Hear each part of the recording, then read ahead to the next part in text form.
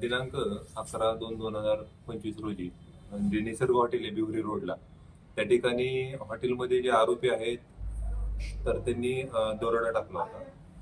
हॉटेलचे मालक जे होते वांडेकर आणि कटके यांना मारहाण केली होती.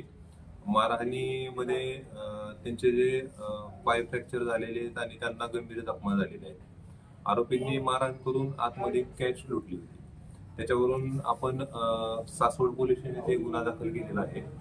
गुन्हा दाखल केल्यानंतर आपण जे आरोपी आहेत त्यांना निष्पन्न केलं.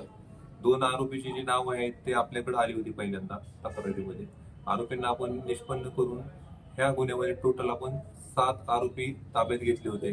त्यातले जे 2 विधी संघर्ष बालक होते त्यांना जुवेनाईल कोर्टामध्ये आपण हजर केलेलं आहे. 5 जे आरोपी आहेत तर त्यांना अटक करण्यात आलेली आहे. आरोपींना दिनांक 23/1/2025 पर्यंत पोलीस कस्टडी देण्यात आलेली आहे. आरोपीकडनं जे मुद्देमाल आहे, आरोपींनी जे काही वापरलेली वाहने असतील, लाकडी दांडके असतील तर ते जप्त करण्याचं काम चालू आहे.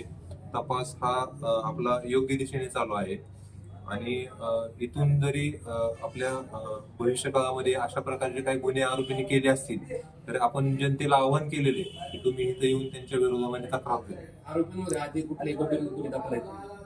आरोपींवर अगोदर साधारणपणे चोरीचे आणि मारामारीचे असे गुन्हे दाखल आहेत. हे आरोपी कुठनं पकडलेत? आरोपी जे आहेत ते 5 जे आरोपी आहेत तर ते आपण एलसीबी टीम जे लातूरचे आहे त्यांच्या मदतीने आपण लातूरला पकडले. बाकीचे 2 जे आरोपी आहेत तर ते आपण आपल्या भिवरी परिसरातून अटक केलेले आहेत आणि तपास चालू आहे. आरोपींवरती जे गुन्हे ते म्हणजे त्यांचं अगोदरचे जे गुन्हे त्यांचं स्वरूप कसं आहे? म्हणजे गंभीर आहे, कशा सराईत गुन्हेगार आहे ती की नेमके कशा पद्धतीचं मोडे सापडले? आरोपींवर जुने गुन्हे आहेत ते साधारण चोरीचे गुन्हे आहेत आणि मारामारीचे गर्दी मारामारीचे गुन्हे आहेत. आता त्याच्यामध्ये कोर्टामध्ये त्यांच्यावर चार्जशीट दाखल केलेली आहे जे जुने आयोगात होते ते. ह्या गुन्ह्याचा आपण आता तपास करतोय. दोषारोपपत्र लवकरात लवकर दाखल. आज आपण काय केलंय त्या आरोपींना? त्यांचे चालत आणले होते डीवायएसपी ऑफिस पासून इथपर्यंत.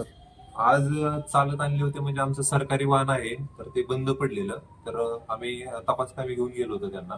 सरकारी वाहन बंद पडलेलं होतं तर त्याच्यामुळे आम्ही त्यांना या ठिकाणी चालत घेऊन आलो पोलीस स्टेशनला. सर्व आरोपी एकाच गावातले आहे की का वेगवेगळ्या गावातले आहे? काही तपास आरोपी जे आहे ते मुख्यतः सासवड आणि बिवरी गावामध्ये राहणार आहे असं. आणि मग नांदेड आणि लातूर त्या ठिकाणचे कसं काय? नाही त्या ठिकाणचे नाही, तर हे आरोपी पसार झालेले म्हणजे गुन्हा दाखल केल्यानंतर फरार झाले होते आपल्या एरियामध्ये. तर आपण ते तांत्रिक तपास करून आणि ह्याची जी लातूरची एलसीबीची टीम आहे तर त्याच्या मदतीने आपण पकडलेलं आहे.